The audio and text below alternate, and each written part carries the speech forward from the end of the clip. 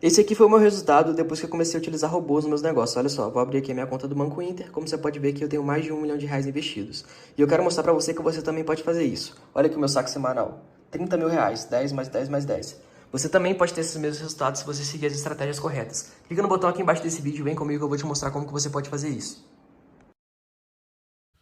Qual que você acha que é o problema disso? Porque, pô, eu lembro que eu fiz muito disso. Pô, eu falava pra... Era o chato mesmo. Pô, isso tá fora do seu controle, cara. Mas, tipo assim, bem natural e querendo fazer o bem, sabe? Eu vejo que assim, a verdade ela é uma pedra preciosa. Mas se você atirar a verdade, né, tirar essa pedra em alguém, ela ainda é uma pedra e machuca. Caramba.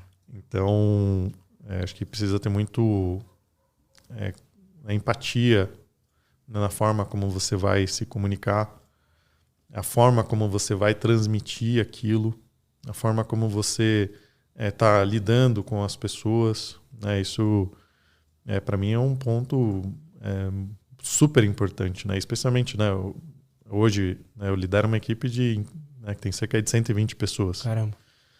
Então, imagina se eu fosse essa pessoa, né? E assim, tanto na vida pessoal quanto na profissional, as pessoas tendem a maior parte da sua preocupação estar em coisas que estão fora do seu controle. Né? Então, por exemplo, agora a gente está num cenário de recesso econômico, né? Os juros americanos altos, isso afeta, por exemplo, as empresas em geral, as empresas de tecnologia também. Né? Os fundos geralmente estão alocados em dólar, enfim.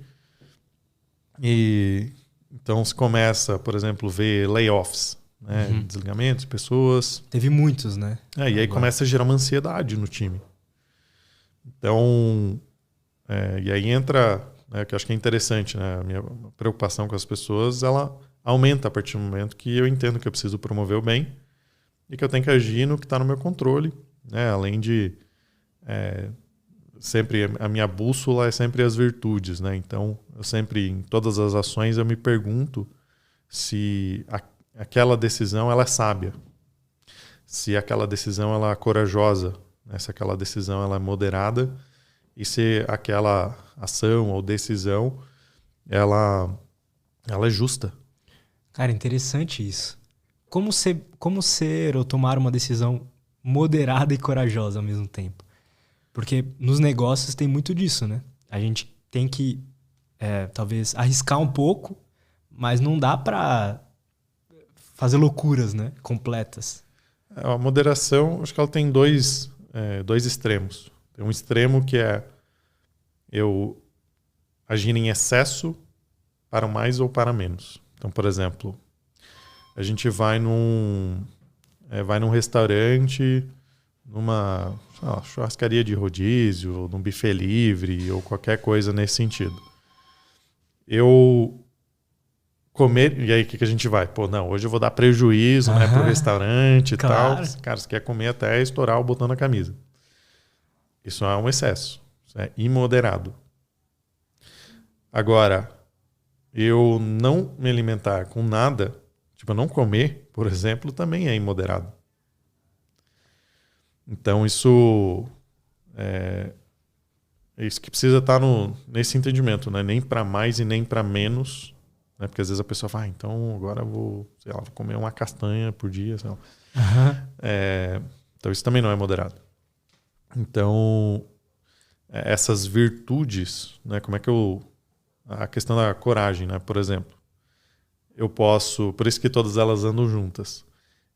Se eu não tiver a moderação, eu posso ser imprudente. Porque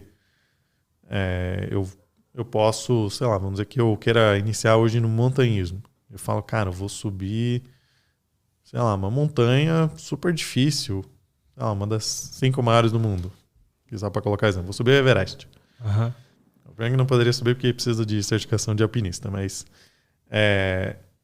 Começou ontem e já quer fazer uma coisa que não tá no seu nível. exatamente. Isso, você não está sendo corajoso, você está sendo imprudente. Né? Isso não é ser corajoso. E por um outro lado, você também não agir, você assim, pô, queria fazer o Everest, mas não dá, então eu não vou fazer nada. Isso também, isso né, qual que é o caminho, né? Como é que eu vou desenvolvendo essa musculatura, nesse caso física e mental, para que eu consiga ir progredindo, né? Eu acho que um dos pontos muito relevantes assim do estoicismo, acho que da filosofia como um todo, é o progredir. Eu senti que eu estou evoluindo, né, constantemente.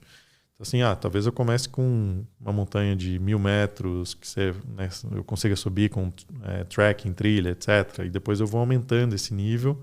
Talvez algum dia, daqui, sei lá, 10 anos, eu consiga subir o Everest se eu manter uma constância ali para ter aquele efeito cumulativo, né, onde eu estou fazendo tanta aquela ação que eu consigo ir subindo de nível constante, né? Eu consigo ter um progresso constante que, numa visão de longo prazo, me faz eu ter grandes conquistas, né? Assim como é para empreender, assim como poderia ser para um montanhista, poderia ser né, para qualquer esfera da vida, você acumular esse resultado pelo progresso constante, né? Agindo no que está, né, no nosso controle sempre, mas sempre trabalhando junto, né? Então essas virtudes elas são juntas, né? Então essa própria decisão de subir Everest, será que ela é sábia?